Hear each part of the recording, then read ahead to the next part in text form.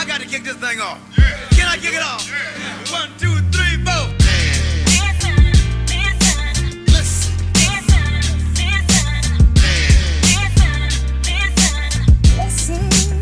Ladies and gentlemen, listen.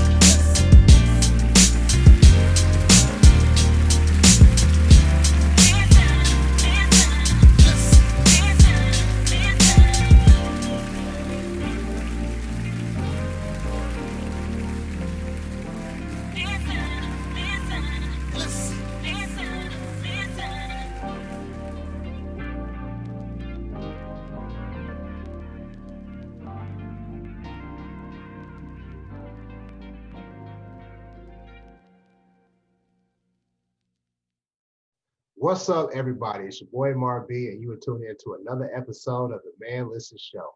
Before we get started, let's hear a few words from our sponsors. DD's Daiquiris is your #1 supplier of premium daiquiri mixes. You will love the taste of our classic margarita and signature strawberry mixes. Follow us on Instagram and Facebook at DD's Daiquiris. DD is spelled DEEDEE. You can also find us at www.dd'sdaiquiris.com. DD's Daiquiris, giving good vibes to good people, one good drink at a time. Are you in the state of Texas and looking for a knowledgeable loan advisor that will walk you through the process from application to closing? Well, then you need to contact Joe Byers at Trinity Oaks Mortgage. Trinity Oaks Mortgage offers FHA, VA, and conventional loans. They also have a first-time homebuyers program available. There is also down payment assistance available as well. Make sure you contact Joe Byers at Trinity Oaks Mortgage. You can reach Joe at 972-512-8990. More Grace Counseling and Mediation Services offers individual and relationship counseling as well as mediation services to the community. At More Grace, healthy partnerships are valuable and beneficial. Please visit the website www.moregracecounseling.com for more information about our approach to counseling. More Grace Counseling and Mediation Services, where we offer more grace and more healing. Please buy the new book by Arika Nicole Moore, Diabolical Tales of Woe. Diabolical Tales of Woe is a thrilling collection of short horror stories that leave you in an excited trepidation to see what will happen next. Prepare to face one horrific encounter after the next in this captivating novel. You can find this book on Amazon in the Kindle and paperback version. That is Diabolical Tales of Woe by Arika Nicole Moore. Conversate with Us Radio presents the Man Listen Show. We are the blackest radio show on the internet. We bring you our opinion on topics that affect the Black community in an effort to enlighten, enrich, and empower every brother and sister that falls under the sound of our voice. We operate on a no-hating frequency, so be prepared for us to keep it 100% real and 100% Black all the time. Please follow us on social media, on Instagram and Facebook at Man Listen Show. You can also find the show on YouTube at Man Listen Show as well.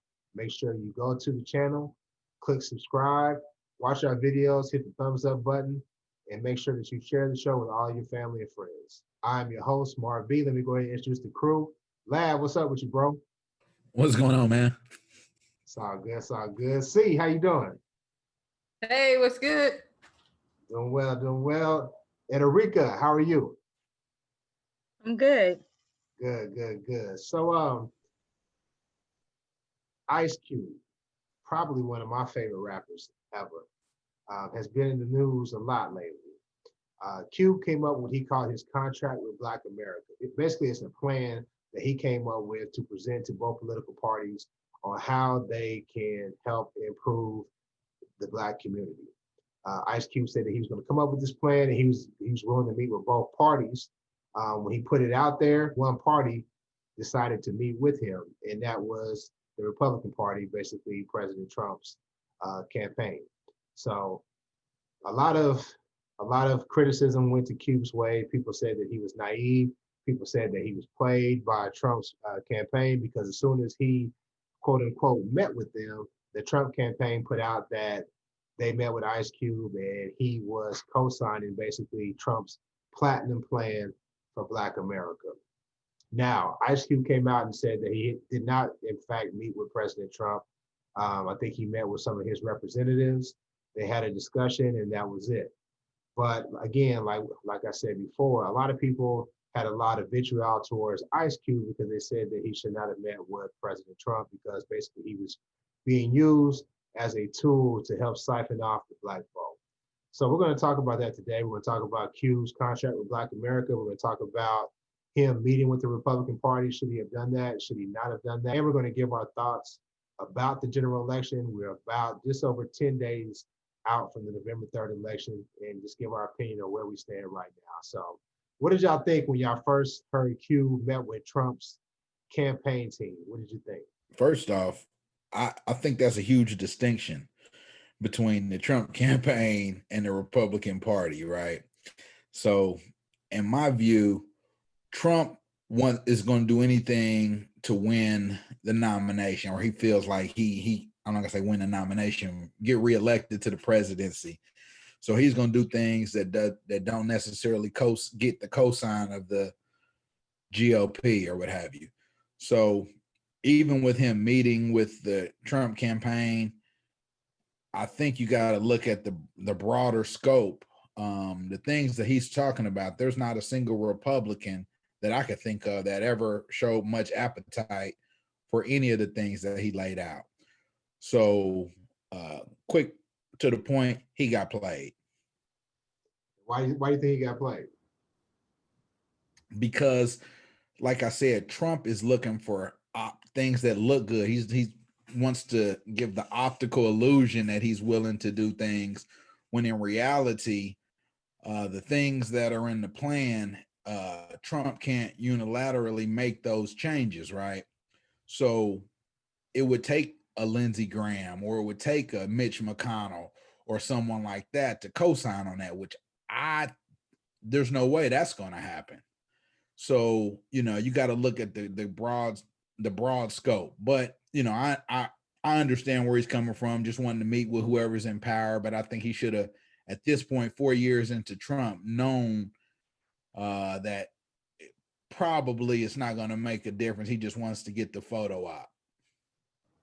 Yeah, I mean, I think it is a little bit, I don't want to say naive, but I do think it's problematic that Trump does things that hurts Black America, while at the same time giving us little nuggets that may help us, like releasing somebody from prison or saying he's doing XYZ, pardon. Remember he pardoned Jack Johnson, things like that don't really have a huge impact. Right, you get Juneteenth off now, so. Right, yeah. So yeah, I think it is problematic, but I do think that this whole thing could have been squashed had the Biden campaign just said, "Okay, we'll meet with you too."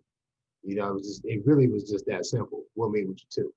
And I don't really think that Trump has a desire to win the Black vote, because there's really no motivation for either party to do anything for us. So if damn near 100% of Black women vote for the Democrats, and over 80%, 85% of Black men vote for Democrats, why would the Republicans do anything for us when they know we're going to give our vote to the Democrats anyway? And so basically all they really have to do is siphon off enough of us, and really what people are saying, they're targeting us as Black men to hurt the Democrats.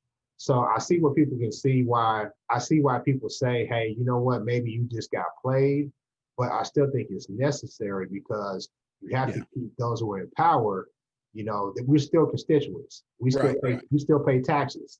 We are still citizens. They still owe it to us. Yep. So to just say, okay, we'll just wait till somebody else, to somebody who kind of license comes back into office, I think that's a little bit foolish. And I have a problem with the so-called gatekeepers and Negro gatekeepers who rush to condemn Cube when they say, okay, well, why do it now? Well, how come you didn't say anything 4 years ago? How come we didn't see any of these things when Barry was in office? Nobody wants to talk about that, So that's just my opinion. See, Rika, what's your thoughts? So my opinion is probably unpopular amongst the Black community, but I had absolutely no problem in what Cube did. I mean, Cube laid out a plan. He rolled it out to the Republicans. He rolled it out to the Democrats. One side set up a meeting. The other side pushed them back till next year. And who knows if next year ever even comes for them, or if next year turns into the next year and the next year. And they just keep putting us off like Democrats have been doing for like the last 20 years. So I have no problem with him meeting with the Republicans. And then also, everybody's turning this into Trump's or Cube supporting Trump. Like, he has never even sat down with Trump. He met with the Republican Party. Yeah. So how does that turn into? Well, he didn't meet with the Republican Party. He met with Trump's cabinet or their campaign people. Oh, okay, okay. But I mean, but those are the people in power. So what's the point of meeting with other people who aren't in power? And whatever his plan is, who knows if either party's going to do anything with it, like you said. And even if somebody does, it's not anything that's going to happen overnight. Like after George Floyd, like everything changed in America. Like everybody's focused. Like you have so many people of, you know, all kind of different races and nationalities all over the world. Everybody's pro Black Lives Matter right now. So I think that's what sparked Cube to come up with this plan. And then there was no better year to do it now. He had to do it before, you know, all of a sudden, you know, next year and everybody kind of forgets about Black people again, like they always do. So, I mean, I was fine with it. I'm Team Cube.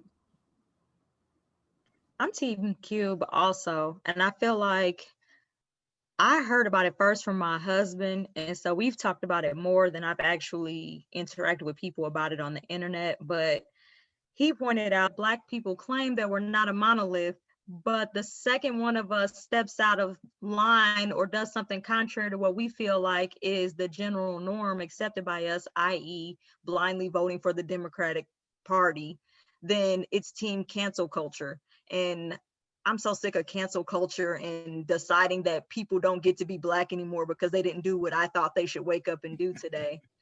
But the other thing about that is I wouldn't meet with someone who doesn't have the ability to accomplish the goals that I've set forth. You don't meet with the police union if you're trying to get bills passed. You meet with senators and state representatives, and the Republican Party is in power. And so if the Democrats say we can't meet with you, well, that's fine, because the people that are in power are deciding to meet with me.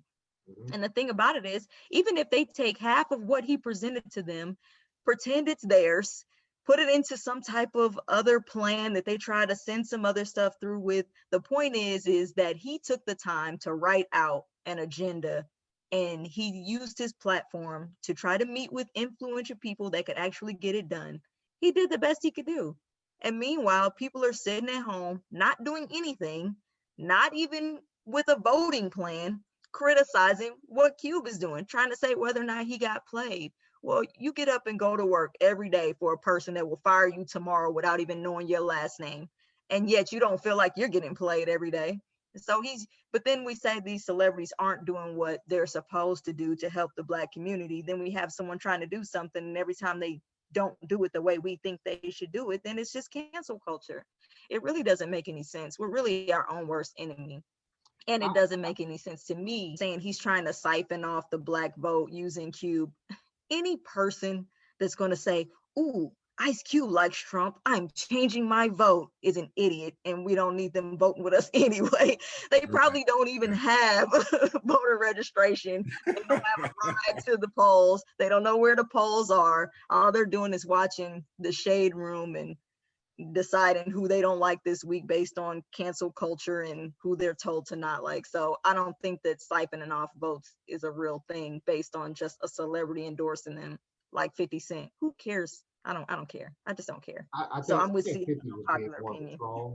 I think 50 was. Yeah, I do too. I do too. 50 and C said it best. 50 is an attention whore. And I think he said it. But honestly, you know, a lot was just said. Shaq just came out.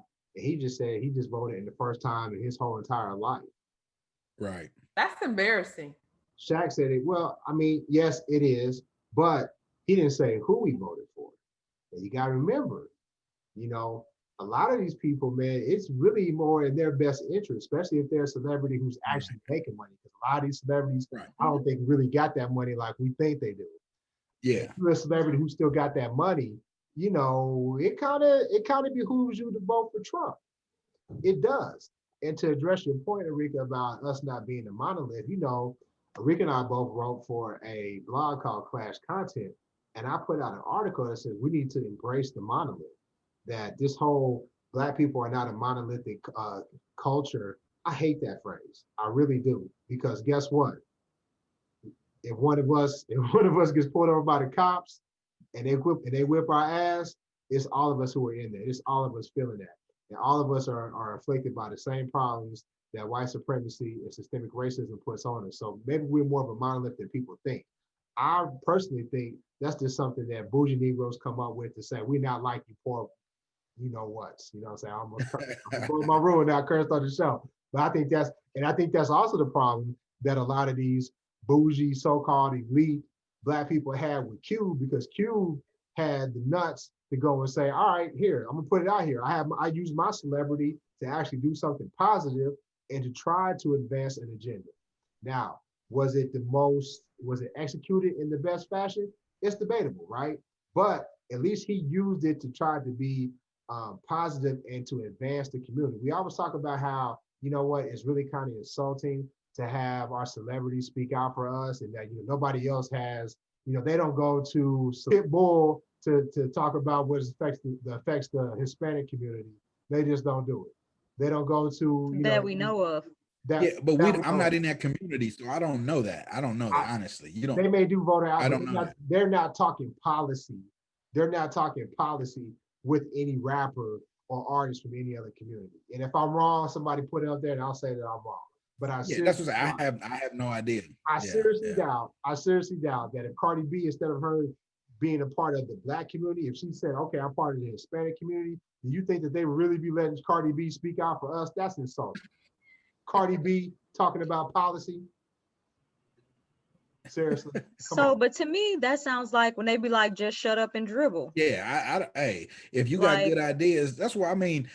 I think it's a little bit of both. I think I'm not saying Cube was wrong, because if you know when he went back and I looked at the interview with Chris Cuomo, he kind of explained everything, and he hit on some good points in there. He's like, hey, I'm not a Republican, I'm not a Democrat, I'm working for whoever's gonna get the job done what I want done, whatever we think benefits the Black community. And I feel him on that. So I just think specifically for Trump, it's just a little different. He's just a little different. He's a one-off from if anybody else was in power, if anybody else was president, I think it'd be a little different. But I just think Trump is an added minefield. That's all I was saying. But what is he supposed to do though? What if for some reason on November 4th? But that's what I said. This is armchair quarterback 101. I would have. I think he should have met with the Republican Party per se, as opposed to Trump. You see what I'm saying? Trump is the Republican Party. Right, but how do you do that? You be like, all right, I'm going to choose this senator and sit down with you. And who's to say he didn't try to sit down with senators? No, but they did. He said the leader of the called Republican him. Party. So that's who called him. They called. But it wasn't like physically Trump. Right? No, it was Trump's campaign though. Trump gave him an opportunity to speak, and no one else did. So how do you turn that down? No, and Trump. Yeah. Right. And Trump is king executive order. So who knows what he would do if he felt the whim. He could wake up with his Twitter fingers and start talking about, you know what? Cube is right. Initiative 4.2 has just been signed into action. You don't know. That dude is bipolar or something. And to your point, Lav, Trump is the Republican Party. So whoever the president is at that time, that's the leader of that party. When Barack Obama was in office, he was the leader of the Democratic Party. That's how it works. So normally Trump has power over the U.S. government as a total. The senators you're talking about meeting with, they are beholden to their constituents. Now, I see what you're saying in terms of nothing can happen if we don't have somebody in the Senate or the House of Representatives to make stuff happen. But I don't see how he made a mistake by meeting with who's in power. I just don't. I'm like, I'm with Q. Again, it could have been executed a little bit better, but to all those people who are criticizing him, what did you do? Right. It's very easy to sit here and pot shot somebody who actually put themselves out there to do something when you haven't done something yourself. What did you do? Right. Damned if you do, damned if you don't. Right. You know See, what? that's the problem. That's why I admire us on this show. That's why I admire people who go ahead and say, listen, I'm going to put myself out there. I'm going to put my opinion out there. You know how many people can sit here and say, well, you didn't say this right. Or what about this? Or what about that? If I sat there and I was paralyzed by saying, okay, I want to be liked by everybody, I wouldn't do anything. If I waited for everybody to believe in every single action I took, I wouldn't do anything. But are you trying to do it for the betterment of our people? I'm with you 100%. And I don't think these people that are criticizing Cube, again, and I call them these so-called bougie elite Negroes, I don't think they have Black people's interests in mind. I think they have Black people who are in their social circles mind, but the poor people that are in the neighborhoods that are economically depressed, they don't give a damn about them. And that's why people in those neighborhoods look at those people as worse than white folks. And I don't blame them. I don't blame them at all. Me either. You know, when I first saw it, it said contract with Black America, and I was like, didn't Tavis Smiley have a contract with Black America back in the day though? I think he had State of the Black Union. Okay, State of the Black Union. Okay, it was like him and Farrakhan and Cornel West or something. They all had, he had a lot of different Black civil rights quote unquote leaders come, and they basically had a panel where they talked. Okay, talk and there was no action, but to the point, a lot of people dislike Tavis. A lot of people dislike Cornel West. They felt that they were wrong for how they tried to hold Barack Obama to task and how they brought it to Barry. They thought it was wrong, and how dare you do that to President Obama? But once Barry got out of office, and folks said, "Wait a minute, maybe we should have held him more accountable." Too late now. Too late now. Again, now were there some personal beefs that maybe Cornel and Tavis had in that kind of made that a little bit, go too far? Yeah, but still, I still think we should keep whoever's in office accountable. Right. Well, see, that's 100% true. And that's something that I got a lot of criticism for, because I wasn't 100% blind team Barack and Michelle. But I also feel like you said, Cube is trying. And so instead of canceling him or criticizing what he didn't do right, the people that are in positions of power, like say in the Democratic Party, could have pulled him aside and be like, hey, let's check out this agenda. How can we make this more feasible to a point where it could be accepted by not just the Democrats, but the Republican Party? So if you're not doing that, then you're just like a person who's standing out here talking about our youth are out of control today. How many kids have you mentored? Right. How many things have you done in the community to try to give them opportunities to do better? Here's somebody who's trying. Why wouldn't you take his plan and go over it with them and tell them, hey, this is going to work, this is not going to work, this is why this is weak, let's strengthen it here. And then you could take a really good plan and really good intentions and turn it into something that could really, work for the Black community. But we don't do that. Instead, we're like, nah, he shouldn't have talked to the Republicans. He should have waited for us to ring his line when we got through trying to win this election. We're not worried about him and or the Black community right now. I think really the Democrats got exposed. And then instead of taking responsibility for getting exposed for not listening to a viable option for doing anything for the Black community, all you had to do was listen. You didn't even have to show up yourself. You could have sent a representative like Trump. You could have did the bare minimum, and you didn't even do that. And now you mad. Yep. So I said the same thing too. Everybody's mad at Q for meeting with Trump, and nobody's saying nothing about Biden. I'm like, oh, we'll get to it next year. You don't know for sure if you're going to have the job next year. I mean, I hope you do. I can't do another 4 years of Trump, but he's acting like he just had it in the bag. But I think it was just him, pacifying us or pacifying Cuba. Oh, I got y'all next year. He's gonna have so much on his agenda by that time. I mean, not gonna be Black people. Right. Texas has early voting, so I'll go ahead and put it out there. I've already voted for Biden and Harris. I don't want Trump in office, but I do have a problem with how they handle us.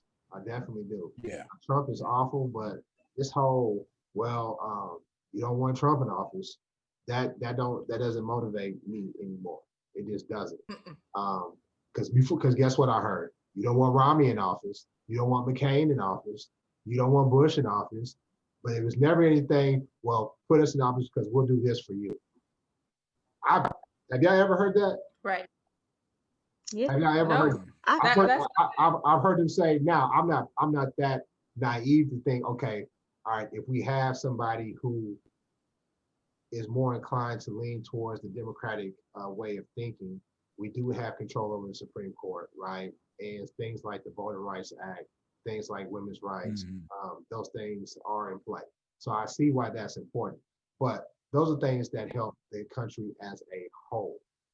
I need something specifically for Black people. And see, you pointed this out.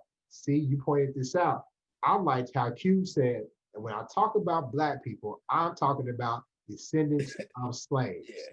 He said, not minorities. Not minorities, Not people not of people of color, descendants of slaves in America.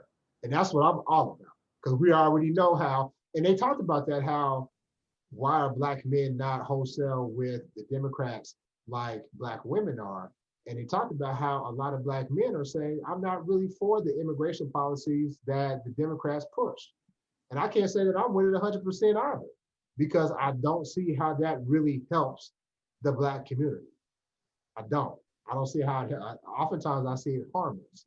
So why would I wholesale buy into that? Nobody can make that make sense to me. I don't want anything bad to happen to those people. I understand that they're living in problem areas. I understand that they may come over here. I don't want to see kids separated from their parents. I don't want to see any of that. But guess what? I don't want to see kids suffering in the Black community. And my obligation as a Black man is to my community first, because guess what? They are obligated to their community first, and they make no bones about it at all. I agree. I'm not wholesale for the Democratic Party. I am wholesale for the Black men in our community and just Black families in general. So I think that we lose a lot of steam when we put too much energy behind making sure that everyone oppressed in the whole world gets treated fairly. Everyone in the whole world is not out here trying to get reparations for slavery. Everyone in the whole world did not experience slavery on the level that we did. Everyone doesn't have the same implications and things that we've gone through. Even just like this book I've been listening to lately, and it's talking about like. But that's reading. That's reading. I count Audible as reading. But this book is like a real historical pretext on the implications of oppression on Black people as kind of like an undertone to the story. So it's really like interesting historically, because it talks about how communities were overrun, how they were cheated out of their property, how there's gentrification and things like that, and how you had to own property in order to vote or be considered a citizen. And then they made it extra hard for us to even get to these points. And you're still collecting insurance and hand-me-downs from people from the 1800s. We're still trying to scrape together to pay bills from people from 10 years ago. Like, so it just reminds us that we are in this together. ADOS, like we really have to acknowledge that everyone did not have the same experiences that we did, and our disadvantage is entirely different than the disadvantages that other people in the world are experiencing. Not to say that they're not experiencing trouble or disadvantages, just to say that we have a unique set of disadvantages that should be addressed uniquely for us. And then they try to make you feel bad for being all about just us, but I think that that's just one of the ways that they try to infiltrate our movements, to try to make us feel guilty. Well, why don't you care about all people of color? I do care about all people of color, but my priority is Black families. Right. And that's it. I'm gonna tell you what, and what I've been noticing, you talk about how they try to infiltrate our movements and stifle our movement. This whole narrative that is being pushed right now, that is exacerbating the divide between Black men and Black women, has to be called out. We talked about it before, but when Q made his stance, all I heard from these Negroes was, and that's why Black men are failing us. That's why Black men, Black men, Black men, Black men. And I'm like, wait a minute. So 9% of Black men, I think, voted for McCain, right? I think that's what it was. 9% voted for, no, 9% voted for Romney, okay? 15% voted for Trump. So an overwhelming majority of Black men voted for the Democrats. They voted for Barack Obama. They voted against the Republicans. How do you then come up with black men keep failing us? How does it go back into a black man, black man, black man? And why don't more people see that this narrative is being pushed to push us further apart? Because when we are together, they can't stop us. They can't stop us. Rico, when you talked about the oppression that we went through, they've thrown everything at us. Terrorism, they lynched our men, they destroyed our businesses, they tried to keep us undereducated, they kept us from voting, and guess what? We still trying to thrive. And these other communities, they didn't go through what we went through. So so the only thing they can do is to just divide the black family. And we keep playing into that by promoting this narrative that black men don't love black women. Come on now, just because a few people don't act like they should, that's all black men. What if I had the same mindset about the black women who did me dirty? I don't. I love and cherish black women. I don't see why we can't see past this game that's being played on us. Yeah, I agree. I agree 100%. Go ahead, Rick. That's all I wanted to say. Most people don't have a complete understanding of exactly how we've been filtered into this position. So when you realize that you can't get food stamps or government assistance with your man living with you, and then you say black men aren't in the homes, well, I can't feed my kids if this black man is here, so now he gotta live somewhere else so that I can get this assistance so that we can eat. So he's here 5 nights a week, but technically he's not here. And then so when you create these systems and programs of assistance from the government that is basically created to divide the black man and the black woman because they know we're stronger together, then you can see, okay, so this is systematic. This is what systemic racism is. But if you don't understand that because you're too busy trying to work 3 jobs just to eat, and all you're doing is surviving, you're not worried about elections and education and history and stuff like that. They keep us focused on these basic needs and dependent on, survival techniques so that we can't even having enough energy left to focus on elections and things like that. It's all a scam and a hustle. But if you aren't removed enough from, that situation, because I grew up in the projects, and I know that when we was kids, we thought getting KFC was like going to Red Lobster. We used to get fancy when my daddy would take us to Red Lobster. And I mean, dresses and bows. Like, I don't know where we thought we were going. I'm still not enough to be somewhere where I really need a fancy dress yet. But the idea that KFC used to be fancy to me, and that still is fancy to a lot of people where I'm from, it just kind of gives you a different perspective on what's important. And if I'm focused on paying rent and keeping the lights on and feeding my kids, then you can understand a little bit better why they're not trying to understand why the real enemy is not the person that you're looking at. It's not the black man. It's not your daddy not being in the house or how he got sucked into the prison system, doing whatever he could to try to feed his family. It's not the people that you see around you. It's the institutions and the programs that led to this structure that got you here. But you can't see that because you can only see right in front of you because you're drowning. And all you're trying to do is stay afloat. And it's unfair to like hold those people to a different standard, but we gotta like pull them out somehow so that they can see. Listen, and see, I'm gonna bring you in. I know you want to say something. I used to live in Houston, Texas, right? And I left Houston, Texas 11 years ago. And you know me, I go to every neighborhood. I'm good wherever I go because I respect my people. I'm not afraid of my people. There's a part in Houston called South Park, right? Predominantly Black, right? There's some people with money, but there's a lot of poverty. I was back in Houston last weekend with my wife for an event for our business. And we were in South Park visiting family. And from when I left 11 years ago, South Park, Houston, Texas, looks just like it did when I left 11 years ago. I left 11 years ago when Barack Obama was in office, and he did 8 years. And when I came back, that neighborhood looks exactly the same. No improvements, nothing. So the question I ask, and I'm gonna ask y'all, because y'all some of the smartest people I know. If I'm a person who's living in those conditions, what motivation do I have to go out and vote?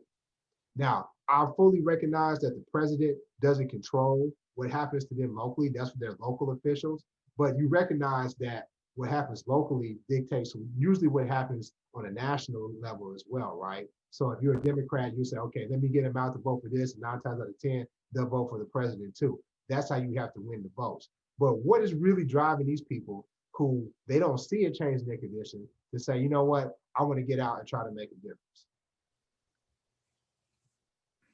Y'all let me know. I mean, you nailed it. You know, I hear that a lot. Like, what does it matter if, you know, who I vote for, if the president, you know, or the electoral college is going to win? But I just tell them exactly what you said. At least if you vote locally, then you have more control over what, you know, what happens in your community. If you don't like that, there's brothers that are getting sentenced to, you know, 5 and 10 years for petty crimes. Then when it comes time for that judge to be reelected, are you like doing your due diligence to see what their history is and go vote for them? That to me is more impactful for those people that you're talking about that are in that community. Yeah, yeah. But you know, we got to make sure that we get that message across to them. But I definitely believe there's a movement out right now that say, hey, don't vote for president. I don't agree with that. I don't agree with anybody who says don't vote. I don't agree with that at all. But there's a movement that's saying, hey, focus on the down ballot vote. So make sure you're focusing on the local elections, the local officials. And I definitely 100% agree with that, because that's going to have more of an impact on your community than anything else. But I think it just goes back to the bigger picture of this discussion, how the Democrats continue to miss the ball. And when Trump and the Republicans say this continuously, they say, hey, listen, okay, y'all talk about us, but let's look at these Democrat-run cities, these major cities, and how we don't see anything improving with where these Black people are living at. I've yet to see somebody address that. I've yet to see anybody address that situation. They say, hey, these Democrat-ran cities, Black people kind of living in squalor. Now, some of us doing all right. Thankfully, us on this show, we doing all right. But the lion's share majority of Black people, yeah, right, Lav, we know you got the money. But the lion's share majority of Black people, they're not doing good. Lav and I was in LA when we talked about that story. We got ripped off at the Lakers game. Hey, we went through Skid Row. You remember that, Lav? No, I thought of that. I had never seen anything like that, man. Yeah, I drove past it too. Guess who you see on Skid Row? Nothing but Black men. Yeah. Nothing but Black men. Probably veterans too. That's a dang on shame. Nothing but Black men. So and you can't tell me California votes blue every year. You know what I'm saying? So what's changing? What's changing for us? So that's why Q in my a lot of that though. Not I mean, practically though, a lot of the blue, would you say, Democratic run cities, particularly not in California, not in New York, but you might have a Democrat enclave in that one large city, but the rest of the states are not. So when it comes time to like your state legislature, every other single person on the state legislature outside of those cities are not Democratic. So when it comes time to funding and things like that, that's where that affects.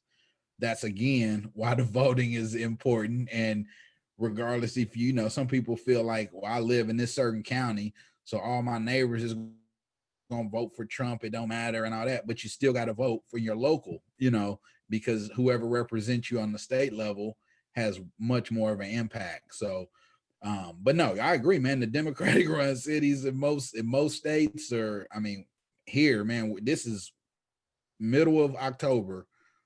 We've already set the record for homicides in 2020, period, in Kansas City, period. The most homicides ever in 2020. And we're in mid-October and we've already set that record this year. And we got a Democratic mayor. And a lot of people, and a lot of Black one at that. And a lot of people would try Black one too, yeah. A lot of people would try to say that's a moral problem. They're trying to say that's something that's wrong with Black people, but we know that crime is what? It's driven by what? Poverty. Economic problem.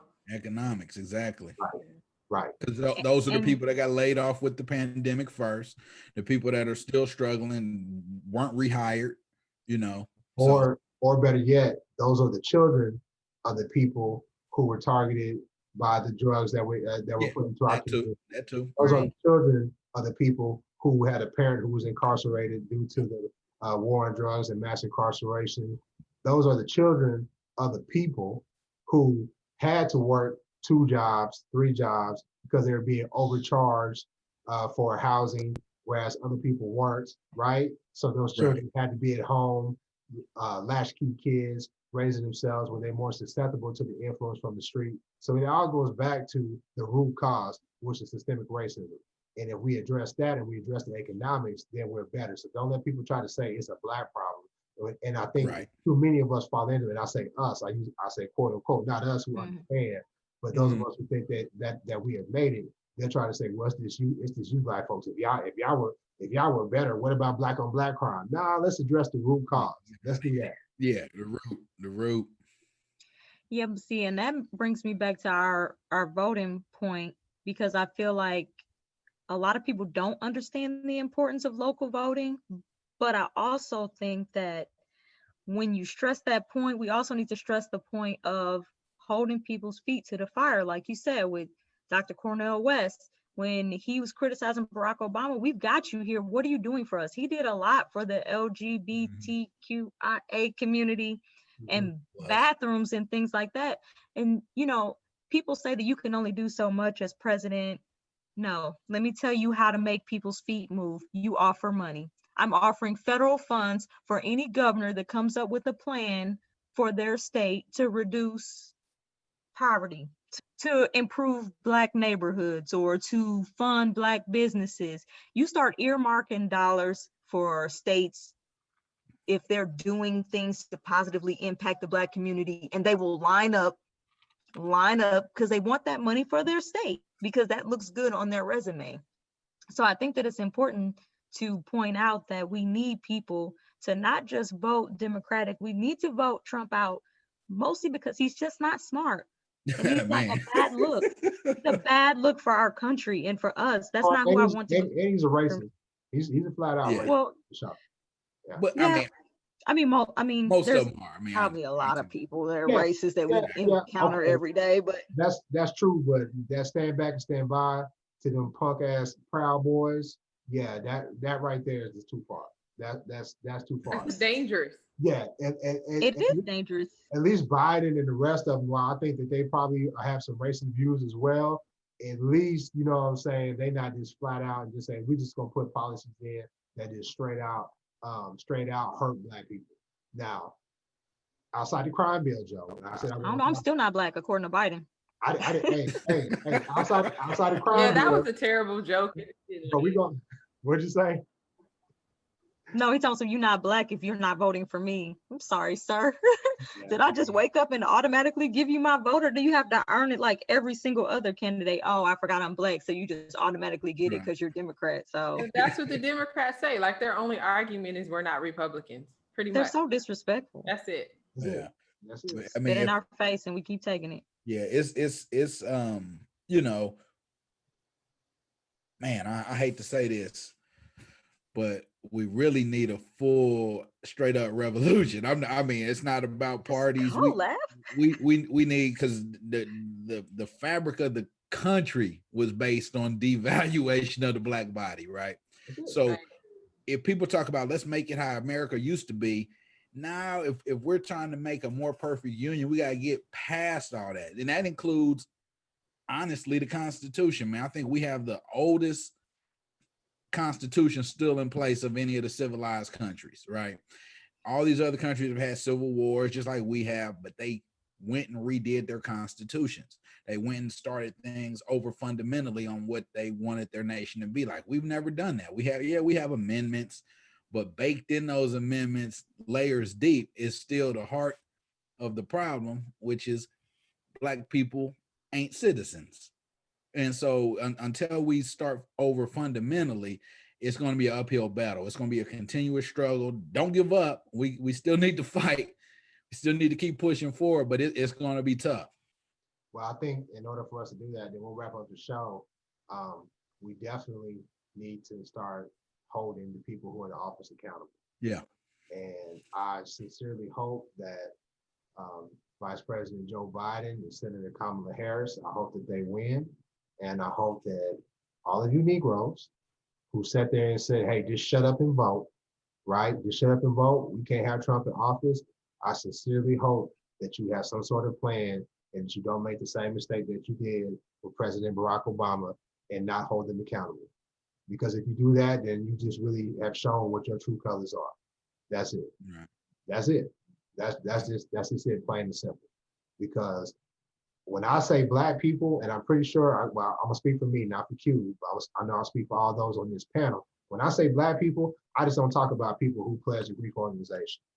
I just don't talk about people who went to college, who graduated from college. I just don't talk about people who making over $75,000 a year. I'm talking about all Black people who are descendants of slaves. I'll put it in there.